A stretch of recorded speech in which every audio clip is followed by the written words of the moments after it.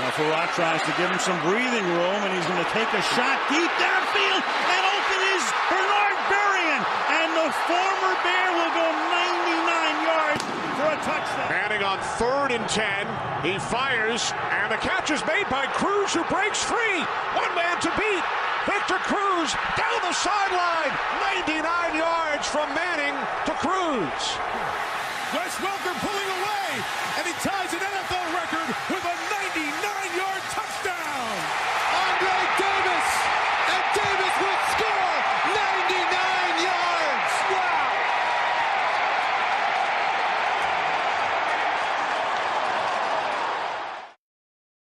Hello and welcome to 99 Yards. I am your host Liz Fox, and I am joined by Shona Duffy, Jonathan Payton, Killian Simmons and Duncan Terry. It's been a while since we last recorded and we have lots to discuss, but first, how is everyone? What's new in your world? I'm good. Welcome, Shona. Yeah, no, I'm fine. Good. All good up in Scotland. Yeah, I'm good. I feel like I'm in between colds. Oh, I feel like I've had 2 days without a cold and another one starting. So You need to get some echinacea in your life. I'm enjoying it. Yeah, I'm enjoying the health while I've got it. So let's kick off the show. Last week it was announced that we would be getting 3 London games this year, 3 consecutive weekends back to back in October, and a super exciting time for 3 of us because the Seahawks come into London. Yay!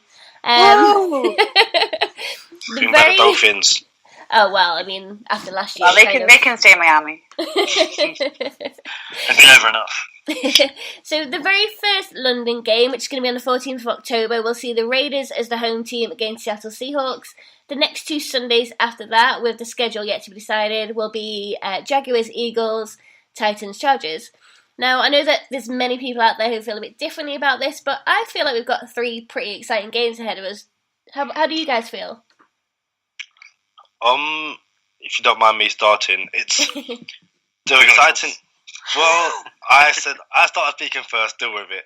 I think, as some people have kind of pointed out, it's while they're exciting games, they're not really exciting games in the sense that. Okay, like Raiders Seahawks is going to be exciting. However, Is it? Yeah, that's the thing. Like, you don't know what Raiders you're going to get. If the Seahawks kind of like blow up the machine and start again, you don't know what Seahawks you're going to get. The Titans are the Titans. Like, you don't know what Titans you're going to get. So, if Blake Bortles is still at the Jaguars, it's still Blake Bortles. I don't know. On paper, put it this way, if this was Madden, they're amazing games. It's not Madden, it's real life. And ask me again a week before the games, and I'll tell you if I'm excited or not. I tell you what we will get is Brian Schottenheimer offense. So we do know we're going to get that with the Raiders Seahawks game, and John Madden offense. So what that'll look like after being at the game for so long, who knows? But yeah, I think it's been a bit overblown a bit. Apart from the Jags and the Eagles, if they perform next year as they did this year. I think the games are quite good, but I think people have gone a bit over the top saying what amazing match-up lineups they are. I sort of leave the Titans Chargers a bit. You know, Titans have been one of the more boring teams to watch this year, I thought.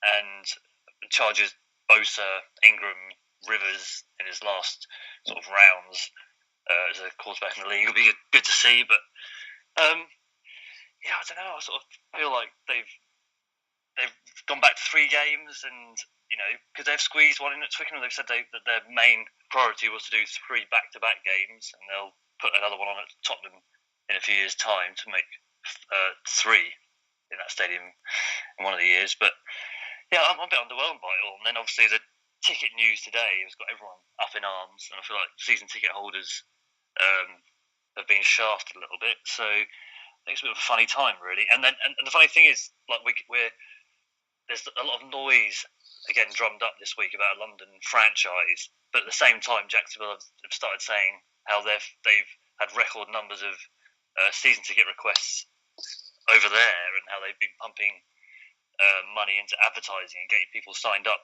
to put deposits down. So it sort of feels like it's been quite a sort of last week or two for NFL UK and sort of the Jaguars. quite interesting. I believe the contract's up at Twickenham now. I think they had a contract for either 3 years or 6 games or something like that, and that's done. However, I think when Tottenham starts getting behind schedule, which they're clearly worried about given the announcement today, and how we don't know the seating plan, so we can't make any announcement until April. I think perhaps that's in reserve, or Wembley's been held in reserve. There's going to be a contingency plan, so maybe we'll end up back at Twickenham again. But I think for now the contract's up. I'm pretty excited about the games, all in all. There's some teams I haven't seen before. There's the Seahawks, who's obviously my team. I'm very excited and trying to secure tickets. By any Are means. you? Really? Last time I checked, I thought you were trying Desperately to go. pleading for tickets. How many from anyone contacts who do might I have a have? sniff of one? No, I'm pretty excited. Even potential Super Bowl rematch, which everyone's fooling themselves into thinking it won't be the New England Patriots. Yeah, I think that's quite good. Yeah, I am excited, but I think they've made a massive mistake putting Seahawks Raiders at Spurs. Yeah, agreed. Yeah, and again, I'm not really sure I'm that excited about Titans Chargers from what's been said previously. But Jaguars Eagles could be a good one as well. Just have to wait and see. I guess that's the thing. You don't really know how it's going to be until the day itself. Like, there's so many matchups I've been to that sound like they're going to be something amazing, and then the game just doesn't sort of take off. Like the Miami game when I went last year, for example. I kind of thought, why did you bring up my team? I know, I'm sorry, dude.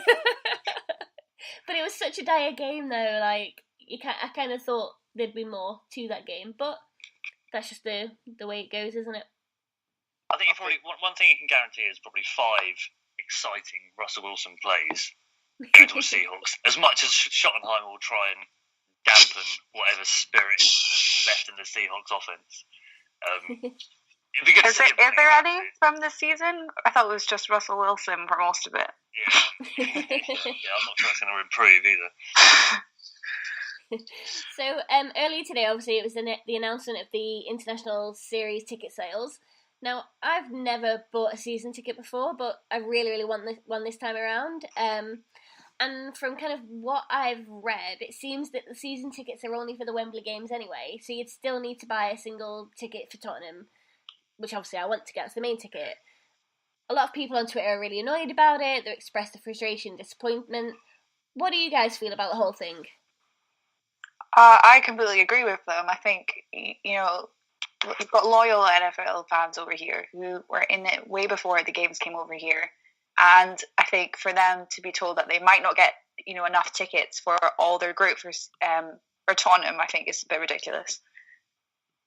Yeah, I had a season ticket in 2016, so I got a lot of the marketing stuff coming through saying, renew your season ticket in 2017 and you'll be given priority access.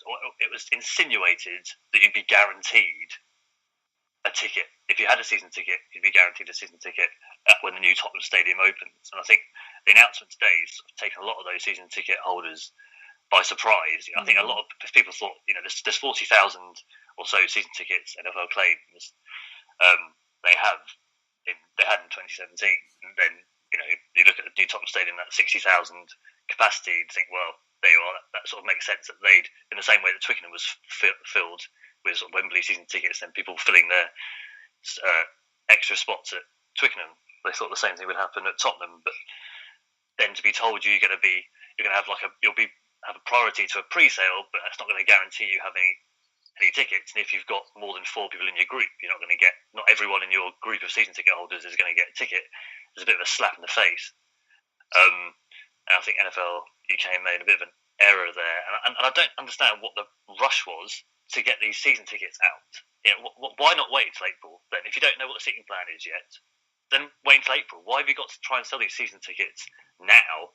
I think we're beyond the point where you've got to do it in the shadow or in the reflection of the Super Bowl, or you've got to do it around the draft, sort of Totally. Get as much exposure for the ticket sales as possible. I think we've moved beyond that. I don't know why they still play this sort of silly game of trying to squeeze it in. God, we've got to get Fizzy Dave texting the show to ask when are the tickets going on sale. It's beyond that. Look at the NBA sold their tickets in the off season, I think, and it sold out within seconds. And I think there's a lot of distrust that this is going to go properly as well. You know, I think there's rumours that the Spurs have got the Spurs season ticket holders might be given an option to buy some tickets, and I think there's a lot of expectation that people are going to be disappointed, and they're going to look on Viagogo and other secondary ticket websites and see a ton of tickets going for 2, 3, 4 times the face value. Very so I think everyone's been a bit shocked today by that announcement.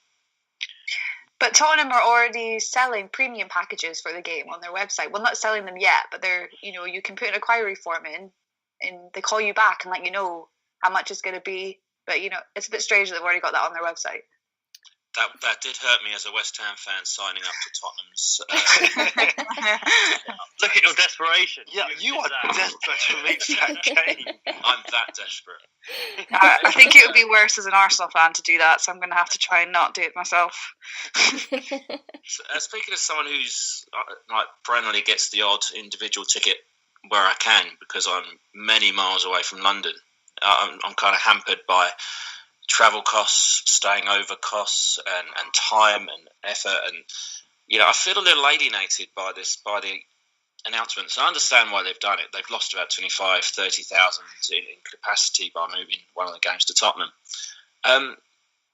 Hopefully, they'll put some tickets by for individual sales. Maybe that'll be a thing, because they did say that season tickets would be done on a first come first served basis, suggesting that they either expect to run out or they have got apportioned a limited number. But without wanting to start the whole north south whichever part of the country you've been favoured generally thing, which I don't buy into, I feel a little missed out because I just can't get a season ticket. So it's disappointing for me. I think one thing I've kind of been saying to people, and NFL UK or anyone related, anyone working for the organisation, like, you didn't hear me say this, but I kind of often say that get a secret. Yeah, it's like, get a season ticket even if you can't make all the games, because there's normally someone who will take it off you for face value. And it kind of just, barring any last minute, if you can't make the game, then fair enough. But at least you've got a ticket, and when you can make it, that's brilliant. In terms of this whole Spurs thing, I agree with pretty much everything everyone just said. I think they made a massive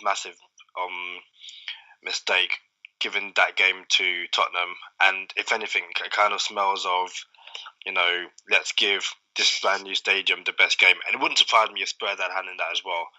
Spurs are like, don't give us the worst game, because no one's going to want to come to it, and no one's going, to see our brand new stadium and stuff. And that's a massive shame, Given the love for the Seahawks and the Raiders over here, if you put that game at Wembley Stadium and, you will pack that out in seconds, everyone will want to go to that game. And to kind of lose, 25,000 fans because Tottenham are bent over a barrel. It's stupid. Yeah, it's weird. I was on... No, I can finish my point after. I think, the Raiders are one of the top 5 best supported teams from the 80s, when it was big in the 80s. And the Seahawks are probably, of the last 10 years, people getting into the sport in the last 10 years, have probably picked up as many, maybe the same amount as Patriots fans. They're probably the top 2 supported teams, the Patriots and the Seahawks, in the last 10 years. You've got big fan bases in the UK for this. And, if they've released a statement tonight about, we remain committed to putting the experience and satisfaction of our fans first, and to prioritise the needs of our season ticket holders. But you haven't, because if that was the case, if you really cared about your fans and you're looking at the fan bases, you would have put Titans Chargers in that stadium, because it actually is the least demanded game of the 3. You haven't. You've prioritised going, what's going to make the biggest splash? What's going to appeal most to casual or non-fan? How can we best do our game recognised game rubbish, and get the whole Harry Kane in a Seahawks jersey? Just all that nonsense. There's one of those teams will probably go. Tottenham probably going to America next year, and it'll probably be in the changing rooms of the locker rooms of the Seahawks when they're out in Seattle on pre-season tour. All that sort of nonsense is part of this. And I don't feel you've put the fans first at all with this, because the Seahawks had to play at Wembley in the biggest stadium if you're going to bring them over. It's just an absolute nonsense. And even worse, it's the first game at Tottenham. So you're going to get less tickets than you ever would. Yeah. Even if you played the second or third game at Tottenham, you'd probably get more tickets. It's going to be full of corporate nonsense, Spurs season ticket holders, and a few lucky NFL UK season ticket holders. That's a shame. I feel like they just totally missed the point. Is if Marshawn Lynch is still playing for Raiders next season as well, that's a massive pull for both sides because Seahawks fans still absolutely love him. So, and they've decided to put it in not even a 61,000, 60,500. It's just crazy.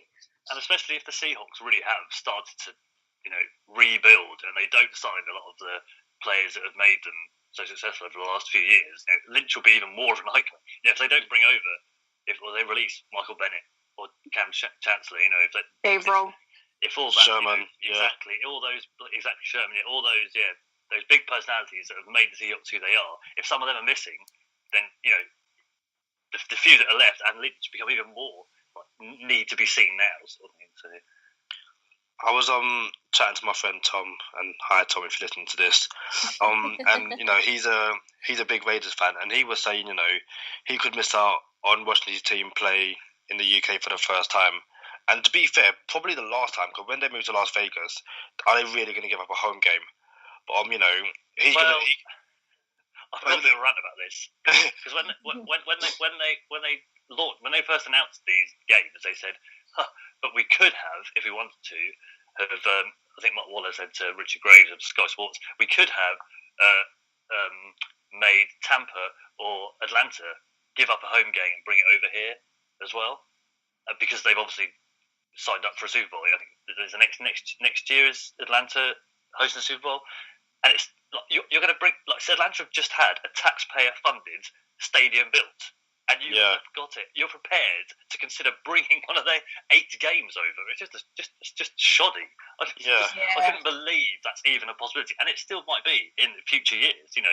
When they keep talking about how teams are queuing up to come over and give up home games, and obviously that's probably not quite the truth because we've got two teams come over here that are homeless essentially, or waiting to move into a new stadium, and the other team is the Rams who have gone to Mexico, and then the other team is the Jags who have already signed up for this. We're not getting a load of other teams that have got fine home situations giving up games. So you're right. Once they move to Las Vegas, are they really going to come back over here? Unlikely. Exactly. You can see that with the Seahawks have made it an away game. There's no way the Seahawks would ever give up a Century League home game. Yeah. So why would any team give up their home game? That's the best crowd. Yeah. The one thing we do get, and not so much this game, but in the London games in general, which I forgot to say, we get, London Jay, and believe me, that is going to go into overdrive again.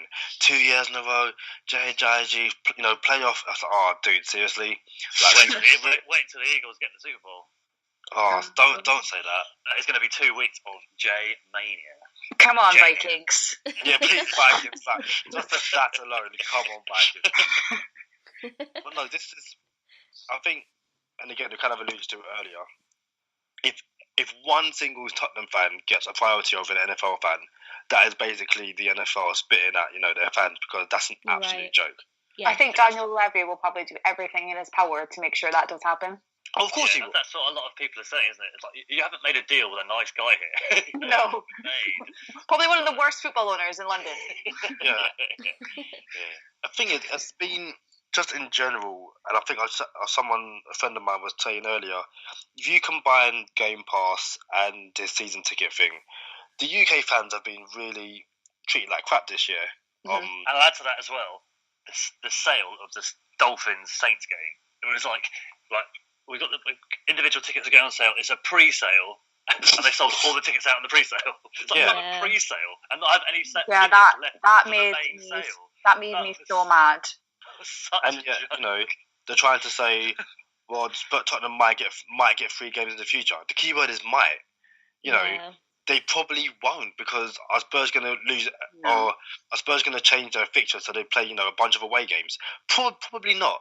So how is it going to work? And it's just not only that, but where Tottenham sits in London, it's so hard to get to for a lot of people. putting 3 games there would be a massive mistake. Yeah, I'm not interested in going to make that journey, especially on a Sunday night as well, from southwest London over there. I'm a bus ride away from my house. That's all right for you then. It's definitely all right for me. I'm a London boy, so I'm fine. The stadium's pretty impressive, though. Well, they look, yeah, looks good. But who cares? Like, I'm not being out of order, but you could put, Seahawks Spurs at Millwall. People will go there. Like Millwall. Seahawks against Spurs. That is something I would. That was something I'd have to watch. Want to see that. I should have been more specific. I mean, with what they've done with see the how retractable terrible pitch. Yeah, they've got the retractable pitch with the NFL pitch underneath, so you get more fans in. You don't have to close off areas of seating because they can't see over the rest of the roster. It's fans. Those extra fans are going to be Tottenham fans, or they're going to sell it on for like £400. And especially if this is Raiders Seahawks. There'll be people that are out there like, you know what? This could be my only chance of watching them. I'm paying £400, and it's not worth it. It's an absolute joke. Like, well, me and my partner both support the Seahawks, and we would love to go to a game at CenturyLink, but realistically, it's like £800 each for flights, and then on top of how much it costs for a game out there, this could be actually a real chance, and we're sitting here thinking we're actually probably never going to get to see them anyway. Yeah, probably cheaper to fly to Seattle than to buy tickets off by GoGo. It probably would. And that's concerning on its own, really, as well, isn't it? So I guess we'll see. Fingers crossed. I think there'll be more issues along the way, in all honesty. Yeah, I wouldn't be too surprised by that. It almost seems a little bit like a kind of a year of kind of what can NFL UK do to piss people off more, and they're doing it. Give them time. Just wait till next year when Game Pass doesn't work at all. Yeah. So much fun. They've got to iron out those issues. I'm looking forward to it already. Yay. So, on to something a little bit more positive. This Sunday night, it's the playoffs. We've got Patriots, Jaguars, Eagles, Vikings. Personally, I'd love to see Jaguars take the AFC because, well, anyone but Patriots. And after the season the Eagles have had, I would love to see them take that title as well. What would you guys? I know, I'm sorry. I like Eagles. It's Vikings. It's Vikings. Why? Oh, I don't care about Jay. I can't even pronounce his name properly. I just like them. But it's the Vikings. Like, I think Vikings have been way more exciting this season than the Eagles. Personally, with Case Keenum, the game in the home stadium, that touchdown at the end. It's Vikings, and then sorry, apologies. Sorry. So my question was going to be... I'm with Kadeem on this one. Hello. So my question was going to be, who do you think takes the victory in each of those games and why? I really am rooting for the Jags, but the Patriots will probably just, take some black magic out of their bags and whistle in. Black magic. They'll just openly cheat to win. There's an interview with AJ Boye, but that was an awful pronunciation of his name. Apologies. But I think he played was it last year with the Texans? I think he's like one of only 2 players the Jags have that played a playoff game, and he basically said that when you play the Patriots, you're playing the refs as well. But the thing is, like, everyone kind of says it on Twitter, and says it behind closed doors. But he openly said the Jags are playing the Patriots and the refs, and that's going to make it so much harder. I think this defense, if they can hit Brady early and often and have him start seeing ghosts in the pocket, they could win it. The problem is, you just know that Belichick is going to force Bortles to throw the ball 30 times, and that's going to be an absolute bloodbath. Like, if they could run the ball all game and give Bortles maybe half a throw, and when I mean half a throw, that's a draw play where you're going to pretend to throw it, give it to Fournette and keep on running. That has to be the game plan. Do not put the ball in Bortles' hands. Yeah. Well, I'll tell you what, I'm done counting out the 3 quarterbacks. that aren't Tom Brady. I didn't believe in them at the start, and I didn't believe in them last week, and now I just completely changed my mind. They're not stars, and probably never will be, and we don't know what most of them are going to be doing next season. But there's just something about them, some sort of spunk about them that just keeps them in games. They've got a heck of a lot of players around them just because they are so cheap themselves. For example, Jags defense and their defensive line. I mean, the Titans have a decent defensive line. They've got Jarrell Casey, but really, it's him and the rest. Whereas the Jaguars, their first rounders all the way along, apart from Ngogwe, who's he's a star, up and coming star himself. If they can get in Tom Brady's face, their offensive line is great. It's full of good players who are extremely well coached. But on the day, I don't think it's over. That's all I say. I think it'll be the Patriots, but I don't think it's certain. Duncan, did you just say that quarterbacks had some spunk about them? I did. You use that word a I'll lot. explicit tag on it now, Liz. Oh. I can't believe it, honestly. Guys, No, Stuart's hate not your even on this listeners. podcast. Come on. I don't want to big myself up, but in about week 7, I said on the podcast that if there was one team that could do something against the Patriots in the playoffs, it was the Jaguars. Ooh. And now it's got to this point, and I am feeling a little bit less confident about it.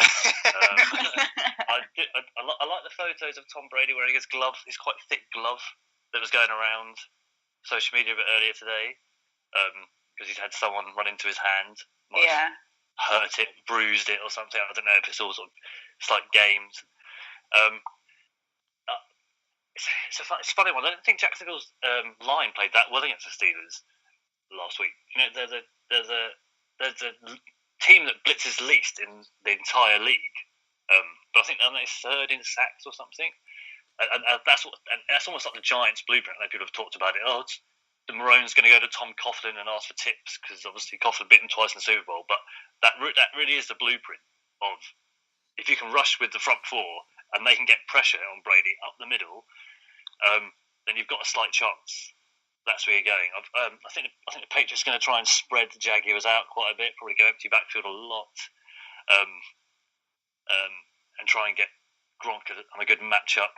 Because they don't really follow the receivers. A lot of people talked about Jalen Ramsey following Gronk, man marking, but they play mostly zone, the Jaguars. So I think they'll be doing a lot of that extreme, a lot of misdirection to try and get Telvin Smith and their fast linebackers going in the wrong direction in a very reactive defense.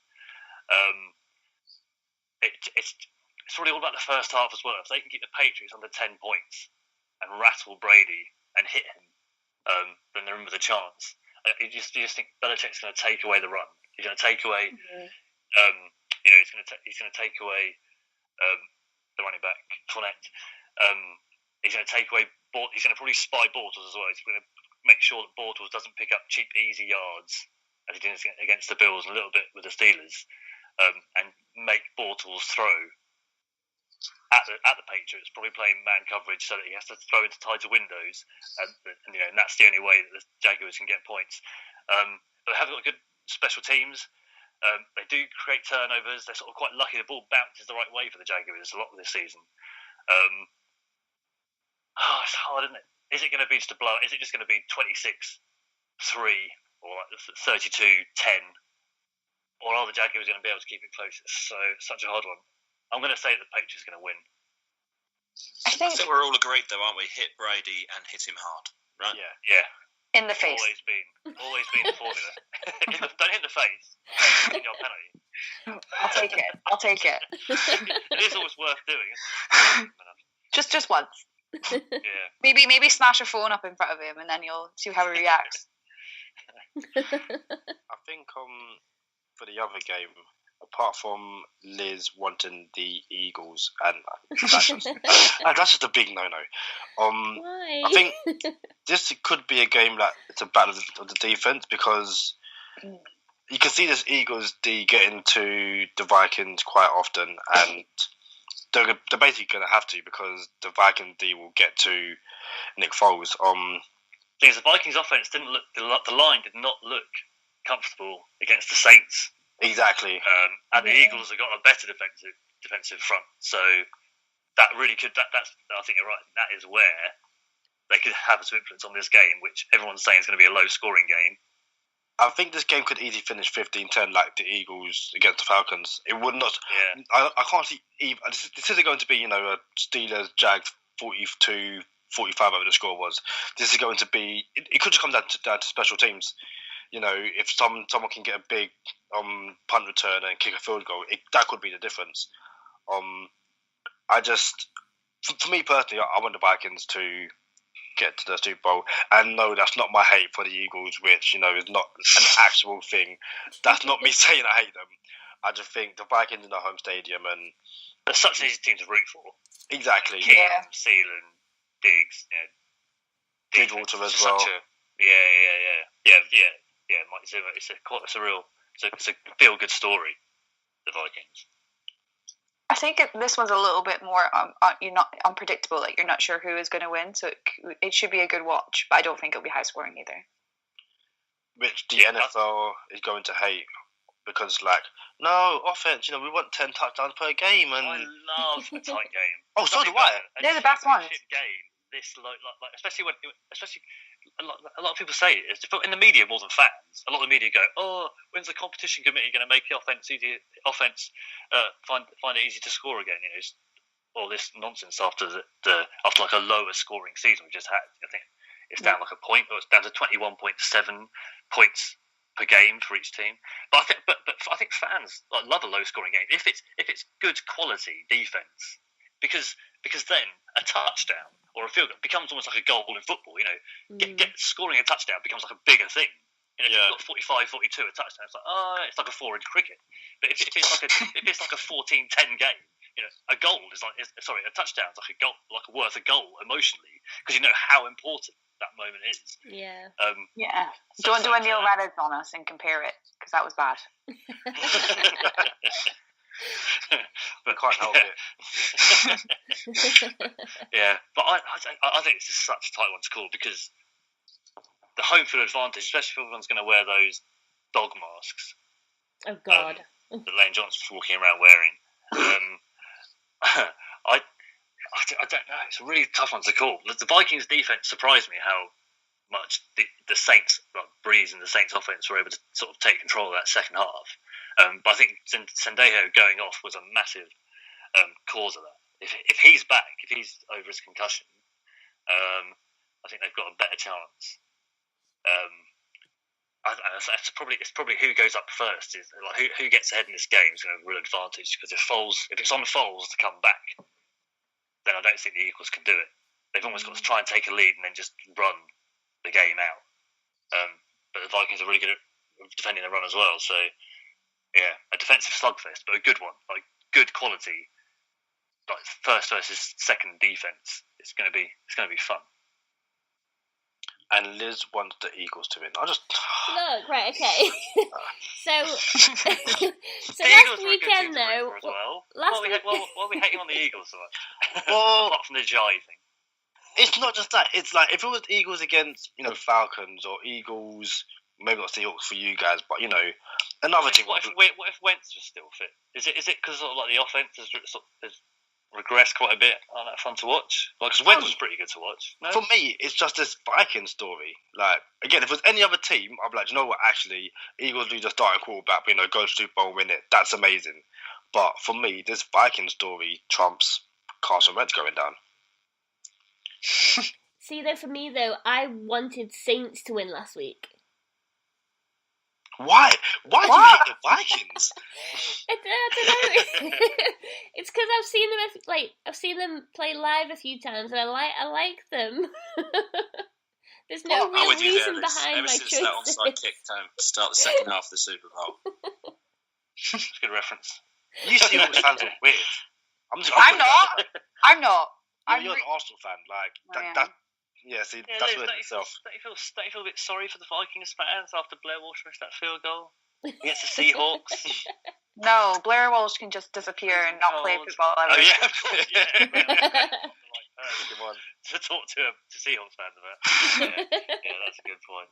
I find it interesting. The Vikings have got to run the ball sort of to keep their offense balanced, but they're not actually very good at running. Even the game at Twickenham, and you'd watch it. He's like they sort of stick with it, but Latavius Murray doesn't get great averages or anything.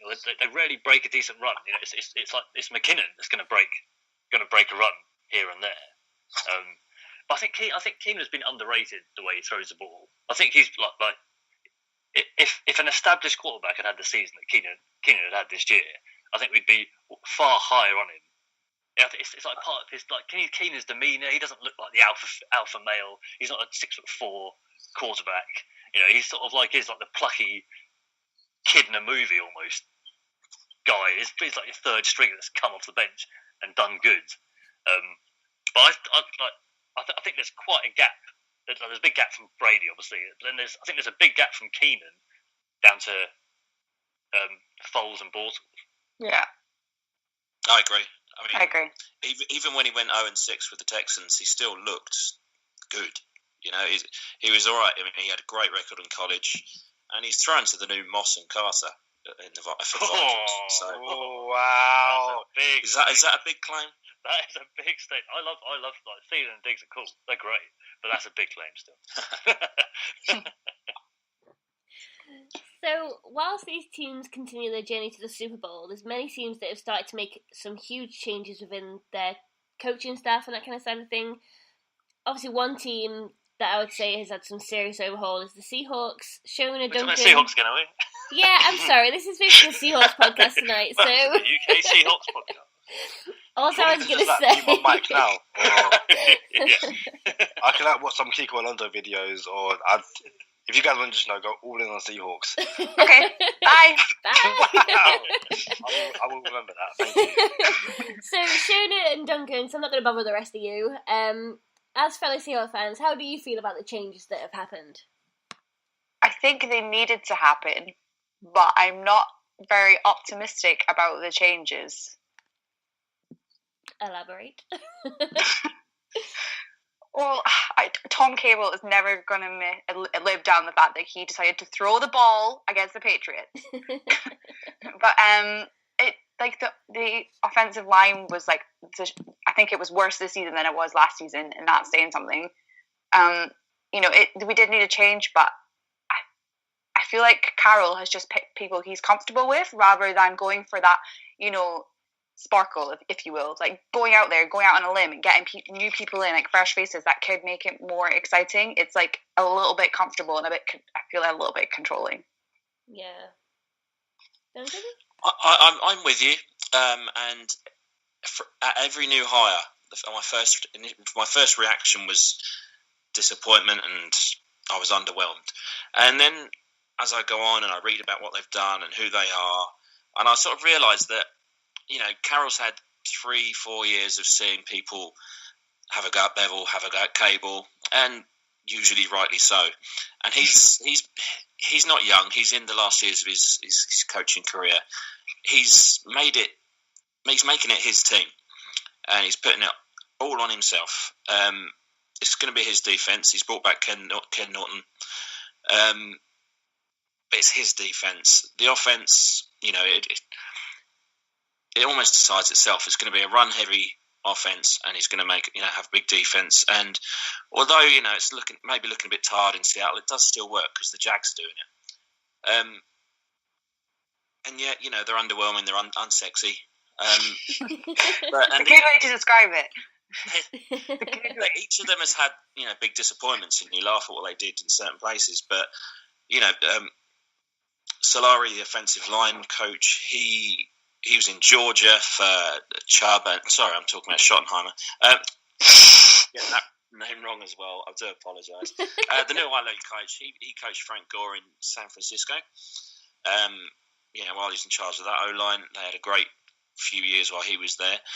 He's been disappointed in Green Bay. He's been disappointed in New York. But he's got highlights. And then, of course, the O-line, the offensive coordinator, he's had a decent time in Georgia, and he's been in Indianapolis where, I was talking about San Francisco earlier. He coached Frank Gore in Indianapolis. So, there's been good times. There's been run-heavy times. And, Carroll's making the team his own. And just as a side note, Paul Allen, the owner of Seattle, was worried that Carroll would actually retire, and apparently was sounding out some big hires in Jim Harbaugh, Nick Saban, and I believe John Gruden before he went to the Raiders. So, it's going to be the end of an era. So he's building his team. I can understand why he's doing it, because it probably will be only a few years left. Maybe you can't really judge those coaches yet because they haven't had some of the players that Seattle have, because Seattle do have a potentially good O-line that just hasn't worked out yet. So you must have to wait how the next season goes. I just think Schottenheimer was such an uninspired choice to bring in because, everyone's sort of been tearing strips of Darryl Bevell because they think he comes up with conservative game plans or incoherent play calling, and yet you've brought in a guy that's probably all that but worse.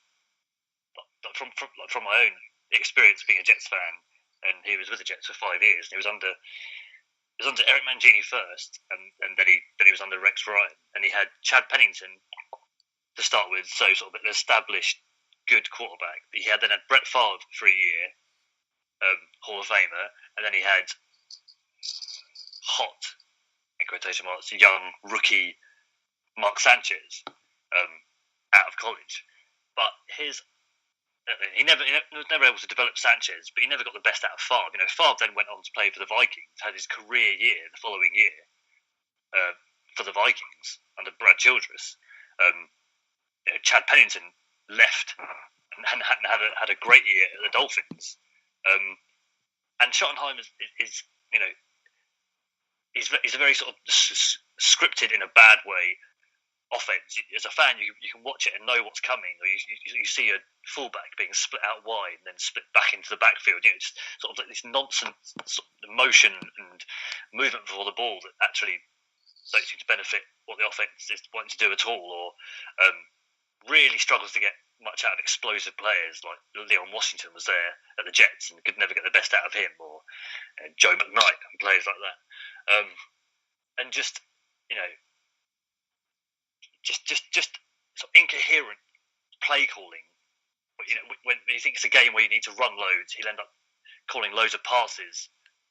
And when you think they actually you need to pass and get on top of it, there'd be a real sort of sluggish, check down running offense being coached. And I don't understand, other than nepotism, I just cannot understand how this guy keeps getting these jobs. This is the third offensive coordinator job he's had in the NFL. And his dad was sort of great. He was like the precursor to Andy Reid, a great regular season coach, and fell down the playoffs because he wasn't a great game manager. But this guy sort of seems to trade on his name more than anything. And I just don't see how this is going to benefit the Seahawks offense next year at all. Other than Carroll thinking he's going to have more control over it or something. And I know he wants to run the ball more, but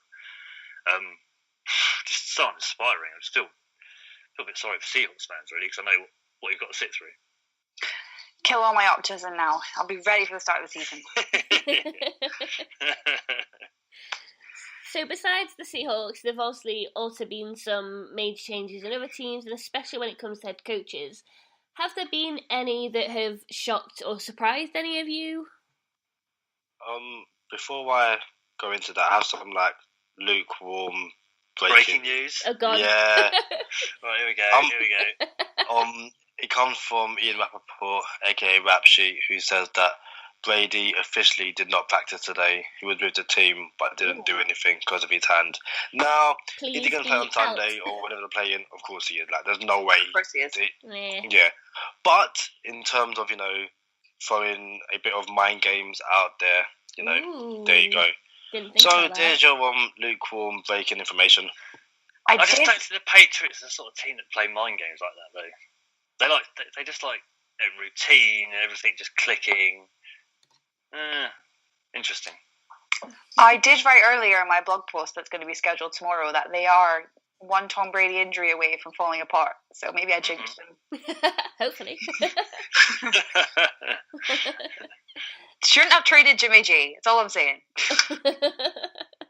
What do you mean they shouldn't have? I'm so glad they have, because it means the actually. Dolphins might actually win the East in the next 25 years. Well, Sorry, what did you ask, Liz? Oh, my question. Sorry, we've gone off topic. Yeah. My question, Lukewarm. funny enough. Breaking news. Did you call me Kareem? What? Kareem?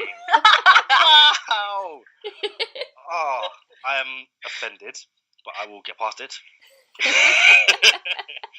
How about I give you a coaching surprise? Oh, go on. Go on then. Yeah, I'll throw one out there. Lovey Smith, how is that man still employed? I think he's got some nudes of someone's wife. Let's put it that way. And that's not like from a source. That's from me messing around. Before I get sued or anything, that's a joke. Like a big joke. Let's not. I'm not talking now. Sorry. What's weird about it's like just the funny thing is Lovey Smith, and Martin Lewis. I always put in the same bracket because Marvin Lewis, not Martin. What am I going on about? Getting my names all wrong at the moment. Didn't Lovey Smith? He coached the Buccaneers defense like under Tony Dungy. He was the one that sort of that put in that Tampa 2, that sort of original Tampa 2, and then moved on to the Rams and tried to do something similar. And Marvin Lewis was the same. He was around. He was defensive coach at that time, but he coached the Ravens. Like so two great defenses of their era, sort of 15, 20 years ago. They sort of implemented, and yet it feels like they're still living off that those moments. It seems people just don't move on very fast in the NFL. You do one thing once, and you sort of like you can live off the back of that success for a long time and have retread after retread. Bengals can't move on from Marvin Lewis at all. That one made absolutely no sense. Like, you are literally sitting there going, it needs a change. The building needs a fresh set of vibes, it needs some new ideas, some new impetus. And to be fair, if the options were Marvin Lewis or Hugh Jackson, probably would go Marvin Lewis. But even then, there's more than 2 NFL coaches, and I think if you're a Bengals fan, I know a lot of Bengals fans who were dismayed, to say the least, at him staying, and I just don't see where they're going to go. I think if they're not careful, and this is a very, very, very bold claim, but they could finish last in this division. Not next season, because I still think the Browns will be crap under Hugh Jackson. But going forward, once Hugh Jackson gets fired after like week 3 or 4, a new coach will come in with the talent that they've got. And if Bengals aren't careful, they will be awful, even though they kind of are now. Shall we move on to some questions that I've had from Twitter? Sure. Question time. Only 2 questions though, so don't get too excited. First question is, if the Jags win the Super Bowl or even get to the Super Bowl, what do they do in regards to QB position next year?